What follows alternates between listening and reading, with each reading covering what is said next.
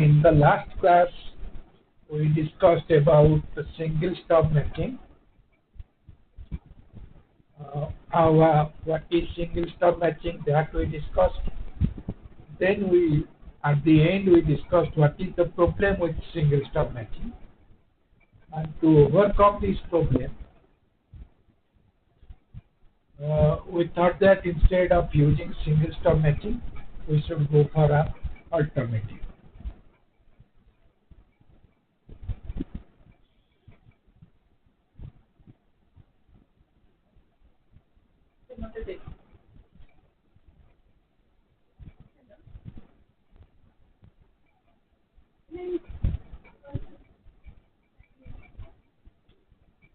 This alternative to single stub matching is called double stub matching. So instead of using one stub, here we are using two stubs separated by some distance. So there will be two stubs. From the load end, we look at the source end, and in between the load end and source end, there will be two stubs separated by some distance. This distance we can fix as per our convenience, and once we fix this distance, the distance we can fix in terms of physical distance, like between the two stubs, distance can be in centimeter or millimeter, whatever it is. Then we'll convert the physical distance to electrical distance and find out what is the distance between the two stubs. So if we change the frequency, then the distance will change, and accordingly we will determine the length of these two stubs. With the double stub matching, advantage is using plungers on the stubs, we can change the length of the stubs. By changing the length of the stub, we can do the matching when the frequency changes or when the load impedance changes. Simply we have to change the length of the stubs. There is no need to allocate the stubs at new distances or new places, new locations. So that part is taken care of. Now let us discuss how we will take care of those parts. For example, the discussion we will do using this example. The example is we have a load impedance or a terminating impedance, which is ZL is equal to 100 plus J100 ohm. So that is the load impedance. The load impedance is connected to a transmission line. Characteristic impedance of the transmission line is 50 ohm. Then, there are two stubs. The first stub from the load is at a distance d1, which is equal to 0.40 lambda. Second stub is at a distance of d2, which is equal to 3 lambda by 8. So distance from load to stub 1 is 0.40 lambda. Separation between the two stubs is d2, that is equal to 3 lambda by 8. What we have to do is we have to find out the lengths of these two stubs, L1 and L2. L1 is the length of stub 1, L2 is the length of stub 2. Stub 1 is the stub which is towards the load, and stub 2 is the stub which is towards the generator. We have to find the stub lengths because we have to adjust the stub lengths for matching. Now let us look at the principle involved in this. So first we will discuss about the principle. As in the case of single stub matching, here also we are using two stubs which are parallel. So since they are shunted stubs, instead of impedance, we will use admittance. So there we will find out what is characteristics impedance, then we will find out what is characteristics admittance. We will find out what is normalized impedance, we will find out what is normalized admittance, etc. Those things we will do. Everything will be done in terms of admittance. And that is point number 1. Point number 2 is, when we look at the stub 2, as in case of the single stub, there was only one stub. Here there are only 2 stubs. In the single stub case, when we looked at the point where stub is connected, to that point, when we look from the transmission line, the impedance we saw was 1 plus JB.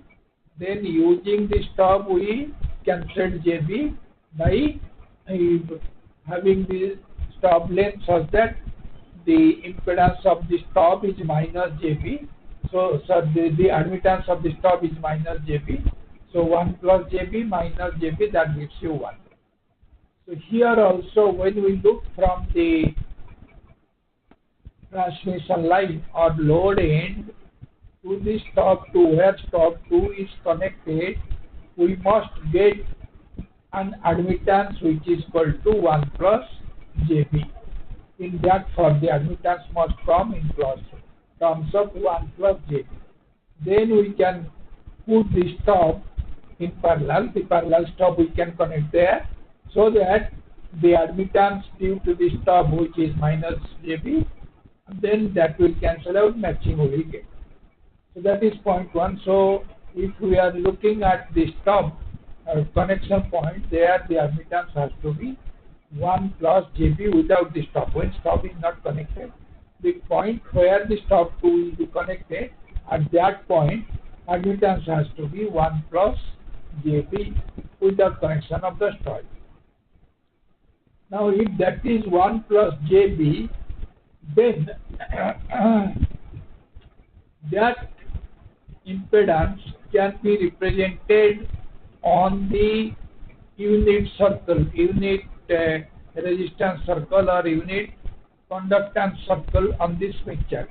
When you look for the Smith chart, on the Smith chart, the impedance will be 1 plus JB, that will be on the unit conductance circle. That can be any point on the unit conductance circle. Depending on B can be from 0 to infinity, so that can be 0 to plus minus infinity. So that can be any point on the perimeter of the unit conductance circle. Now if we are representing it in the Smith chart.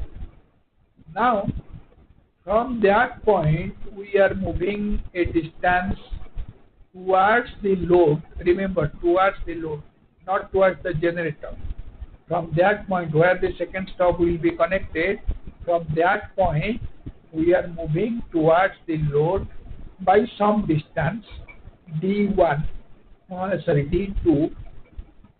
We are moving towards the load by some distance D2, and by moving that distance, what will happen? The impedance will change, the admittance will change. So at that distance, if we look from the transmission end, the admittance will change. The admittance at stub 2 is suppose Y22, and at that point suppose the admittance is Y11.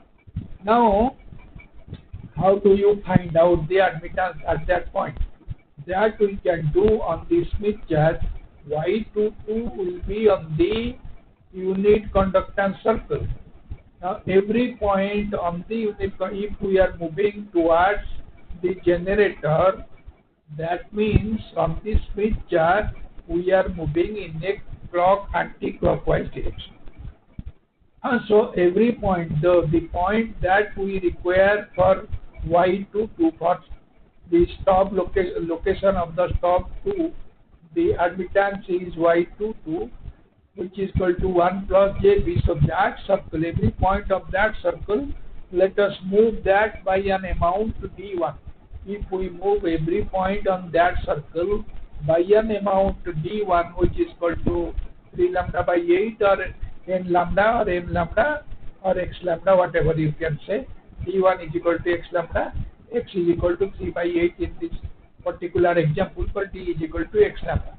So if we move every point on the G on the constant conductance circle, every point is moved by x lambda towards, we are moving towards the loads of anti-clockwise direction, then the unit conductor that is equivalent to rotating the unit conductance circle in anti-clockwise direction by an amount of this x lambda. Here in this case it is 3 lambda by 8. So by that much of amount it is equivalent to rotating the unit circle. So on that circle, the point that we will get, that will give us Y11. So Y11 will be a point which is on a circle which is rotated anti-clockwise by rotating the unit conductance circle anti-clockwise through a distance of 3 lambda by 8. Now we know by moving a distance of lambda by 2, we are moving 360 degrees. So by moving a distance of 3 lambda by 8, you can find out by how much we will move. We will move by 270 degrees. So 270 degrees will move in anti-clockwise direction. So this circle will be moved by 270 degrees. Remember that much. Then we are going to find out what is Y11. Once we know what is Y11, so that Y11 we should get from Z1. So once we know what is Y11 from Z1, we get Y11. Then we have to adjust the stub length so that Y11 will be equal to Y22 moved by this distance. So how to do this? Let us discuss it step by step. Step 1 is always first you normalize the load impedance. So load impedance will be normalized. ZL is equal to capital ZL by J capital Z0. That is 100 plus J 100 ohm divided by 50 ohm. That will give us R2 plus J2. So step 1 is we obtain the normalized load impedance small ZL, that is equal to 2 plus J2.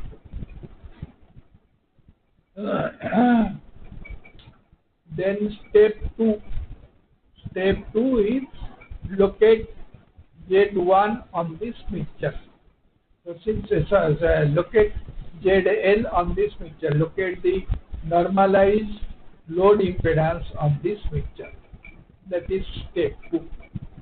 Step 3 is in this step 2, the next sub step, which is step 2B, that is draw a constant VSWR circle which is passing through the small ZL. So once you locate small ZL, then draw the constant VSWR circle. This we have discussed already. So that is what we are showing here. So first you locate ZL, then draw the constant VSWR circle. Then find the normalized admittance. How to find the normalized admittance? Connect the ZL, connect a line which is passing through ZL and the center of the constant VSWR circle. So this blue line that crosses the constant VSWR circle at 2 points. One point is ZL, the other point is YL. So that is how we will find out normalized admittance. Now, once we know what is YL, then find out what is its wavelength. The YL point corresponds to some wavelength on this Smith chart. So, to which wavelength the normalized admittance is corresponding, mark this wavelength on this Smith chart. So that wavelength, if you draw this Smith chart, if you are drawing the Smith chart yourself, you can see that the wavelength, on the outer part of the Smith chart, the wavelength is given. So where it crosses, there you read the wavelength, that will be 0.458 lambda. If you read the wavelength, that will be 0.458 lambda. So this is step 2. In step 2, what we have done? Four things. Located ZL, and then we drawn the constant VSWR circle. Then we found the normalized admittance, which is 0.25 plus J 0.25. Minus J 0.25. Then we mark the wavelength corresponding to this admittance. Then we will come to the third step. Next step is concept of spacing circle. I have already discussed the concept of spacing circle. That is the constant conductance circle, constant conductance circle for G is equal to 1 is to be rotated. So what we will do is, the real part of Y22 must be 1, that I have told you. So if real part of Y22 must be 1, then YD2 is the admittance at this point, the location of the second stop. That point is the real part of Y22 must be 1. So YD2 must be 1, that is the admittance at that point. After the stop cancels out the susceptance part, then it must lie on the unit circle on the conductance circle. It must lie on the unit conductance circle. That is what I have told you. Now for YD2 to be 1, YD1 must be 1, so it will be on a unit conductance circle. This also we discussed. Now distance between YD1 and YD2 is 3 lambda by 8. So distance between the two unit conductance circles must be 3 lambda by 8. One complete circle, which is 360 degrees, is equivalent to a distance of lambda by 2. So a distance of 3 lambda by 8 is equivalent to a rotation of angle of 270 degrees. This rotated unit circle is called the conductance circle. This is called the spacing circle. This rotated unit conductance circle is called the spacing circle. So let us draw the spacing circle. So you can see here there are 3 circles. The red circle is the constant VSWR circle. The black circle is the constant conductance circle, unit conductance circle, or unit conductance circle. The black circle is the unit conductance circle. And then there is a circle in the vertical line, along the vertical direction. So that circle is the spacing circle. So draw the spacing circle. Step 4 is draw the spacing circle. How to draw the spacing circle? Calculate 3 lambda by 8 on the Smith chart, that is 270 degrees. Then stretch the line from the center on the Smith chart through that angle, whatever is 3 lambda by 8 to or 270 degrees. Along that direction, draw a line. So in this example, it is 3 lambda by 8. Suppose you have x lambda by 8, find out what is x, corresponding to x, what is the angle. Through that angle, draw that angle, and they draw a line which makes that angle. So draw this line. Then draw the bisector of the line. The dashed line that we have drawn, vertical dashed line. For that, draw the bisector of the angle, then draw the spacing circle, because that bisector will give you the center of the spacing circle, and take the radius as half of that line and draw the line. That way you will draw the spacing circle. So draw the spacing circle. So that is the blue circle. The blue circle is the spacing circle. Then locate the position of the first stop. How to locate the position of the first stop is move y1, yl for a distance of 0.40 lambda from 0.458 lambda to 0.358 lambda.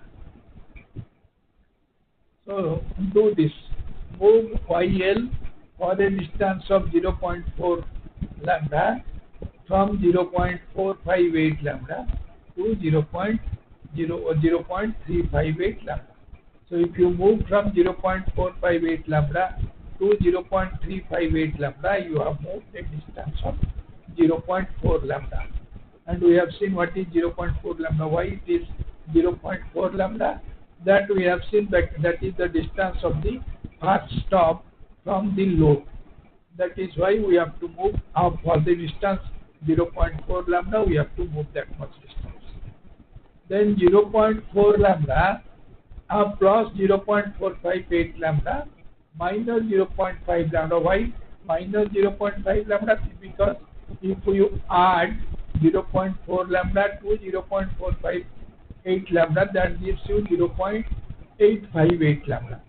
Now 0.858 lambda is more than 0.5 lambda. One complete cycle is 0.5 lambda. So you have to reset. Resetting, to do the reset, if it is total length is more than 0.5 lambda, then subtract 0.5 lambda for the resetting. So 0.40 lambda plus 0.458 lambda minus 0.5 lambda, that gives you 0.358 lambda. So that is how you get 0.358 lambda. Then find what is YD1. Once you know this, you have moved from the load to a distance of 0.4 lambda towards the source. Then find out what is YD1. YD1 is the impedance, normalized impedance, when you are looking from the transmission line towards the load. That is the normalized impedance to the location of the first stop. That is what is YD1. So YD1, read YD1. YD1 will be 0.55 plus J 1.08. That is YD1. So look at that.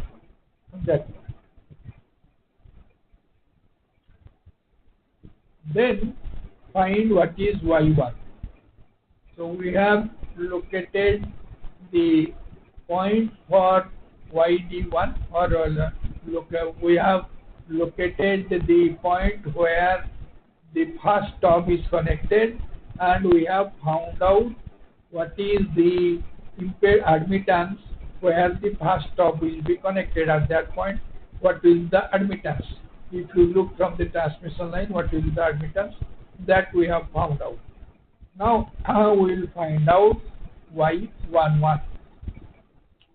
Y11, there are two possible solutions where R is equal to 0.55 circle meets the spacing circle.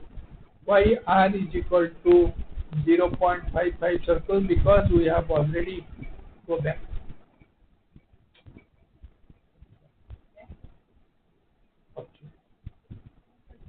Okay, here you can see YD1 is equal to 0.55 plus J 1.08. So real part is 0.55. That has to be constant. That will keep constant. So therefore, where R is equal to 0.55 circle meets the spacing circle, the spacing circle it will meet the spacing circle at 2 points. So those 2 points are Y11. A is the first point, point A where it meets the Y11, or point B where it meets the Y11. What we will do is draw an arc on the constant conductance circle for 0.55. R is equal to 0.55. Draw an arc which passes through dy is equal yd is equal to 1. Sorry, yd1 point that we have located. So draw the arc which passes through this draw the arc on a constant conductance circle which passes through yd1 that we have found out earlier, which is 0.55 plus j1.06. So draw the arc for the constant conductance circle. The arc will meet the spacing circle at 2 points. The first point is y11a, that is equal to 0.55 minus j0.11. The second point is y11b, which is equal to 0.55 minus j1.80. So there can be two solutions. We will look at at least one solution. Then next step is y11. What is y11? y11 is equal to yd1 plus ys1. yd1 is the impedance, the admittance of the load at a distance of d1 from the load on the transmission line. That is yd. ys1 is the admittance of due to the stop, first stop. The admittance due to the first stop. The stop is short circuited, so S is for short circuited. So admittance for the short circuited stop 1. So y11 is equal to yd1 plus ys1. Why plus? Because these are the two transmission line sections which are connected in parallel. So when they are connected in parallel, the admittance will be added. Now y11 is equal to yd1 plus ys1. So from that we can find out what is ys1. So ys1 is equal to y11 minus yd1. So there will be two solutions. Let us take the first solution. ys1a is equal to y11a minus yd1. ys1b is equal to y11b minus yd1. So ys1a will be j0.97 and ys1b will be minus j0.8. So these are the two admittances for this stop. Now once we know the admittances for this stop, then we can find out what is the stop length. So there can be two solutions for the stop length of the first stop. So we can find out the length of the first stop. So how to do that? Plot ys1a, which is equal to 0.97. So first plot that. On the outer rim of the Smith chart, locate the point corresponding to plus 0.97. So that is ys1a, that is j0.97. Then we read the value of wavelength for this point corresponding to this point. What is the value of wavelength? Read that value. Then for the short circuited stop, what we will do is L1A length, first length, that will be 0.25. Why 0.25? Because the short circuit occurs at a distance of 0.25 lambda. So from the open circuit to the sub circuit, total distance is 0.25 lambda. So that is why it is 0.25. So 0.25 plus 0.123 lambda. 0.123 lambda is the location. We have read the value of the wavelength for the short circuit stop. So 0.25 plus 0.123 lambda, that is equal to 0.373 lambda. So that is the length of the stop. So that is one solution. Similarly, plot ys1b, which is equal to minus j0.8. So first locate the minus j0.8 point. Once you locate that, read the value of wavelength for that. Then for the short circuited stop, L1b, second solution, L1b is equal to 0.25 plus 0.107. that much lambda, which is equal to 0.357 lambda. So there can be two lengths which will give us the solution. One length is 0.373 lambda, other is 0.357 lambda. These are the two lengths. Then once we got this, then we have to find out what is YD2. YD2 will again have two solutions corresponding to the two solutions of the spacing circle, because we will now move spacing circle in a counterclockwise direction. Why we will move it in the counterclockwise direction? Because from the first stop we are moving by a distance of the D2. From the first stop we are moving by a distance of D2 towards the generator. When we move towards the generator, the motion or the movement is clockwise direction. Therefore, this one we will move in the clockwise direction. If we move the spacing circle in the clockwise direction by an amount of 3 lambda by 8, in this particular case, by an amount of 3 lambda by 8, this will exactly coincide with constant conductance circle for a conductance of 1 or conductance 1 circle. This will unit conductance circle, it will exactly coincide with the unit conductance circle. And that is what we require. We require to find out the stop length, second stop length. We have to have the point, admittance point on the unit conductance circle. So move it. Now on the unit conductance spacing circle, there are 2 points. So those 2 points, there are 2 points on the when we rotate it and get the unit conductance circle, there will be 2 points. So those 2 solution points will be YD2A and YD2B. YD2A, look at what is YD2A. YD2A will be 1 minus J 0.61. Similarly, YD2B will be 1 plus J 2.6. So we have got these 2 points. Once we get these 2 points, then we'll find out the length of the second stop. So that is easy, that you can easily do. YS2A is equal to 0.61, YS2B is equal to minus J 0.60. So length of the stops will be, for short circuited stop, L2A will be 0.25 plus 0.087 lambda. So that will be equal to 0.337 lambda. This L is actually lambda, 0.337 lambda.